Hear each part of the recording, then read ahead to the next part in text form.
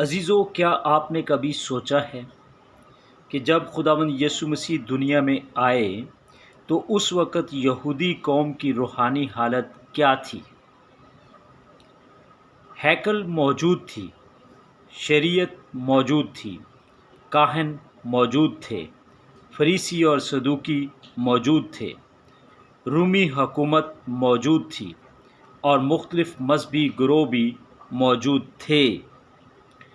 لیکن ایک بہت بڑا سوال باقی تھا کہ خدا کا وعدہ کیا ہوا مسیحا کب آئے گا؟ اور پھر اچانک ایک آواز بیابان میں سنائی دی، بامطابق متی 3:3، خداوند کی راہ تیار کرو، اس کے راستے سیدھے بناؤ۔ یہ آواز یوحنا بپتسمہ دینے والے کی تھی، اور اس کے فوراً بعد وہ شخصیت ظاہر ہوتی ہے جس کی طرف پوری بائبل اشارہ کر رہی تھی، اور وہ ہیں خداوند یسوع مسیح۔ عزیزو، آج ہم دیکھیں گے کہ دوسری ہیکل کے زمانہ اور قمران کے بعد وہ دنیا کیسی تھی جس میں یسوع مسیح نے قدم رکھا، اور انجیل ہمیں اس دنیا کے بارے میں کیا بتاتی ہے۔ خداوند یسوع مسیح کے نام میں آپ سب کو ایلڈر مختار سجیل بھٹی کا سلام۔ آپ دیکھ رہے ہیں ایمبیسڈر آف کرائسٹ چینل۔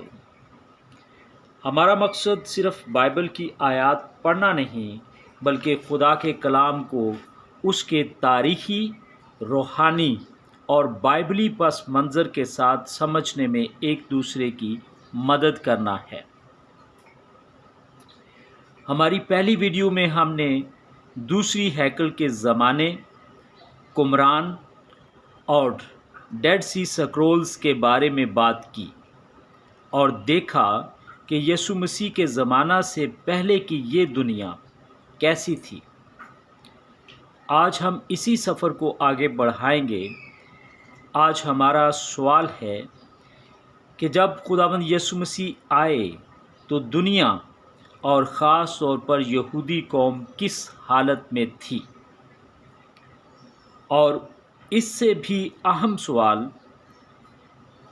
کہ خداوند یسوع مسیح کی آمد نے اس پوری کہانی کو کیسے بدل دیا؟ آئیے خدا کے کلام کی روشنی میں اس سفر کو شروع کرتے ہیں۔ آج ہمارے پیغام کا عنوان ہے، قمران سے انجیل تک وہ دنیا جس میں خداوند یسوع مسیح آئے۔ خداوند یسوع مسیح ایک خالی تاریخ میں نہیں آئے۔ عزیزو، خداوند یسوع مسیح اچانک دنیا میں ظاہر نہیں ہوئے۔ خدا نے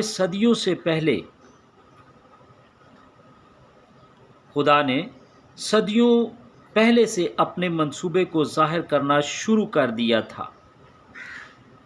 بامطابق پیدائش 3:15 میں یوں مرقوم ہے، اور میں تیرے اور عورت کے درمیان اور تیری نسل اور عورت کی نسل کے درمیان عداوت ڈالوں گا، وہ تیرے سر کو کچلے گا اور تو اس کی ایڑی پر کاٹے گا۔ عزیزو، اس آیت میں عورت کی نسل کے بارے میں وعدہ ملتا ہے۔ پھر ابراہیم سے وعدہ کیا گیا۔ بامطابق پیدائش 12:3 میں یوں مرقوم ہے، جو تجھے مبارک کہیں ان کو میں برکت دوں گا، اور جو تجھ پر لعنت کرے اس پر میں لعنت کروں گا، اور زمین کے سب قبیلے تیرے وسیلہ سے برکت پائیں گے۔ پھر داؤد سے وعدہ ہوا کہ اس کی نسل میں سے ایک بادشاہ آئے گا جس کی بادشاہی قائم رہے گی۔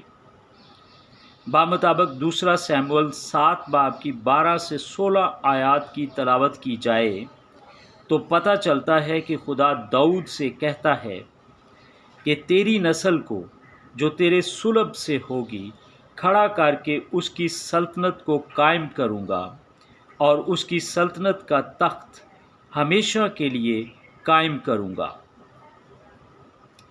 फिर नबियों ने आने वाले मसीहा के बारे में मज़ीद वाज़े किया। बामुताबिक यसाया 7 बाब की 14 आयत में यसाया नबी कहते हैं, लेकिन खुदावंद आप तुमको एक निशान बख्शेगा, देखो एक कमवारी हामला होगी और बेटा पैदा होगा और वो उसका नाम अमानुएल रखेगी। और मीका नबी ने उस जगह तक की निशानदही कर दी जहाँ से हाकम निकलना था। बामुताबिक मीका 5 बाब की 2 आयत, लेकिन ए बैतलहम अफराता, अगरचे तू यहूदा के हज़ारों में शामिल होने के लिए छोटा है, तो भी तुझ में से एक शख्स निकलेगा और मेरे हजूर इसराइल का हाकम होगा और उसका मसदर ज़माना साबक हाँ कदीमुल अय्याम से है। यानी जब खुदावंद यीशु मसीह दुनिया में आए तो ये खुदा का मंसूबा, ये खुदा का नया मंसूबा नहीं था, ये वही मंसूबा था जो बहुत पहले शुरू हो चुका था। फिर यीशु मसीह के ज़माना में इसराइल की हालत क्या थी? ये बहुत अहम सवाल है। खुदावंद यीशु मसीह के ज़माना में यहूदी कौम रूमी सल्तनत के ज़ेरे इक़्तिदार थी। लोग मसीहा के मुंतज़िर थे, वो एक नजात दहिंदा चाहते थे, लेकिन बहुत से लोग ऐसे मसीहा की तवक्को कर रहे थे जो उन्हें रूमी हुकूमत से आज़ाद कराएगा। मगर खुदा का मंसूबा इससे कहीं बड़ा था। यीशु मसीह सिर्फ रोम से आज़ादी देने नहीं आए थे, वो इंसान को गुनाह की ग़ुलामी से आज़ाद करने आए थे। यहाँ हमें एक बहुत अहम फ़र्क समझना चाहिए। लोग सियासी नजात चाहते थे, लेकिन खुदा रूहानी नजात दे रहा था। यूहन्ना बपतिस्मा देने वाले की आवाज़। फिर अचानक बियाबान से एक आवाज़ आती है। बामुताबिक मत्ती 3 बाब की 2 आयत, तौबा करो क्योंकि आसमान की बादशाही नज़दीक आ गई है। अजीज़ों, ये यूहन्ना बपतिस्मा देने वाला था।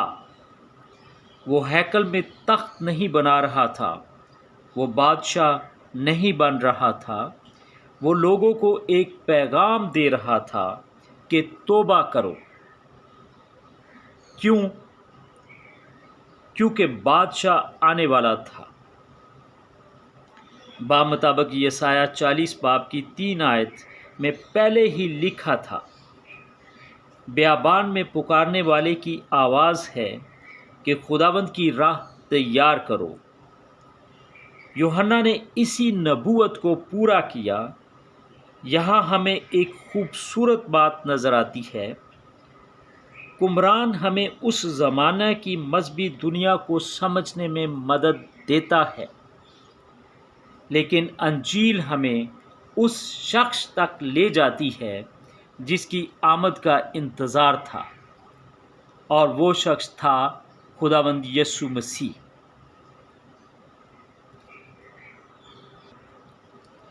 खुदावंद यीशु मसीह का बपतिस्मा एक नए दौर का आगाज़।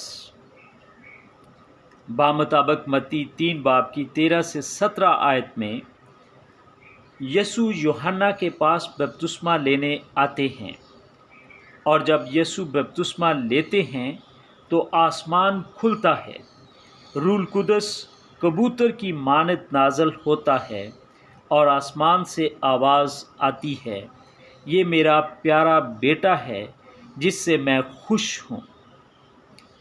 عزیزو، یہ کوئی معمول کا واقعہ نہیں تھا، یہ اعلان تھا کہ بادشاہ آ گیا ہے۔ لیکن یہ بادشاہ دنیا کے بادشاہوں جیسا نہیں تھا۔ وہ تاج کے ساتھ نہیں بلکہ خدمت کے ساتھ آیا تھا۔ وہ تلوار کے ساتھ نہیں بلکہ صلیب کی طرف بڑھا۔ قمران ہمیں کیا سکھاتا ہے؟ عزیزو، ڈیڈ سی سکرولز اور قمران بہت اہم تاریخی دریافتیں ہیں، لیکن ہمیں یہ نہیں کہنا چاہیے کہ قمران کے لوگ ہی مسیحی تھے۔ ڈیڈ سی سکرولز نے یسوع مسیح کو، یا یہ کہ ڈیڈ سی سکرول نے یسوع مسیح کو ثابت کر دیا، یہ بالکل درست نہیں ہوگا، بلکہ ہم یہ کہہ سکتے ہیں قمران اور ڈیڈ سی سکرولز ہمیں اس زمانہ کی یہودی مذہبی اور تاریخی دنیا کو بہتر سمجھنے میں مدد دیتے ہیں، لیکن ہماری نجات کا مرکز سکرولز نہیں، ہماری نجات کا مرکز خداوند یسوع مسیح ہیں۔ ہم تاریخی پس منظر کو سمجھتے ہیں تاکہ بائبل کو بہتر سیکھ سکیں، مگر ایمان کا مرکز ہمیشہ خداوند یسوع مسیح ہی رہتا ہے۔ پرانے عہد سے نئے عہد تک، عزیزو، یہ پوری کہانی ہمیں ایک بہت خوبصورت حقیقت دکھاتی ہے۔ پرانے عہد میں وعدہ تھا، نبیوں میں نبوت تھی، دوسری ہیکل کے زمانہ میں انتظار تھا، یوحنا بپتسمہ دینے والے میں راہ کی تیاری تھی، اور پھر یسوع مسیح میں وعدہ جسم بن کر ہمارے درمیان آیا۔ بامطابق یوحنا 1:14، اور کلام مجسم ہوا اور فضل اور سچائی سے معمور ہو کر ہمارے درمیان رہا۔ عزیزو، یہاں پوری کہانی اپنے مرکز تک پہنچتی ہے۔ اصل سوال، بھائیو، اب سوال یہ نہیں کہ قمران میں کون رہتا تھا یا ڈیڈ سی سکرولز کتنے پرانے ہیں۔ یہ تاریخی سوال اہم ہیں، لیکن اس سے بھی بڑا سوال ہے کہ آپ خداوند یسوع مسیح کے بارے میں کیا مانتے ہیں۔ بامطابق متی 16:15 میں یسوع مسیح نے خود اپنے شاگردوں سے پوچھا، اس نے ان سے کہا، مگر تم مجھے کیا کہتے ہو؟ عزیزو، یہ سوال آج بھی ہمارے سامنے ہے۔ دنیا یسوع مسیح کے بارے میں مختلف باتیں کر سکتی ہے۔ کوئی اسے نبی کہتا ہے، کوئی استاد، کوئی تاریخی شخصیت، لیکن کلیسیا کا ایمان یہ ہے کہ وہ مسیح ہے، زندہ خدا کا بیٹا۔ آج ہمارے لیے پیغام، میرے عزیز بھائیوں اور بہنوں، ہم نے آج تاریخ کے ایک سفر کو دیکھا، لیکن یہ صرف تاریخ کا سفر نہیں، یہ خدا کے منصوبے کا سفر ہے۔ صدیوں تک وعدہ کیا گیا، صدیوں تک انتظار ہوا، نبیوں نے کلام کیا، اور پھر وقت پورا ہوا۔ بامطابق گلاطیوں 4:4 میں پولس رسول کہتے ہیں، لیکن جب وقت پورا ہوا تو خدا نے اپنے بیٹے کو بھیجا۔ عزیزو، خدا کبھی دیر نہیں کرتا، وہ اپنے وقت پر اپنا وعدہ پورا کرتا ہے، اور جس طرح خدا نے یسوع مسیح کی آمد کا وعدہ پورا کیا، اسی طرح ہمیں اس کے دوسری آمد کے وعدے پر بھی ایمان رکھنا ہے۔ خداوند یسوع مسیح آئے، یسوع مسیح نے صلیب برداشت کی، مسیح جی اٹھا اور مسیح دوبارہ آئیں گے، یہ ہماری امید ہے۔ عزیزو، آئیں مل کر دعا کرتے ہیں۔ اے ہمارے آسمانی باپ، ہم تیرا شکر کرتے ہیں کہ تیرے منصوبے انسان کے منصوبوں کی طرح نہیں، بلکہ ہمیشہ سچے اور کامل ہوتے ہیں۔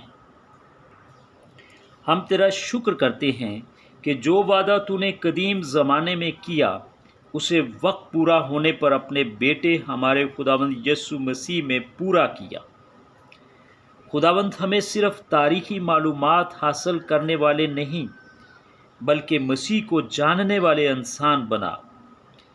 ہمیں اپنے کلام کو سمجھنے کی حکمت دے، ہمیں سچائی کو پہچاننے کا فضل دے اور ہمارے ایمان کو مضبوط کر۔